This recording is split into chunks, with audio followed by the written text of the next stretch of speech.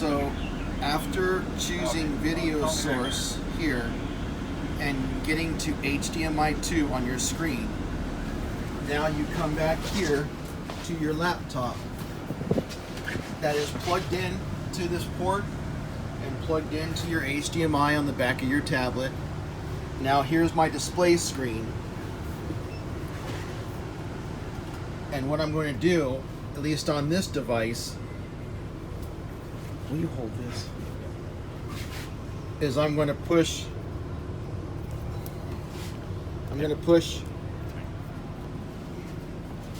F8 function, F8 the screens,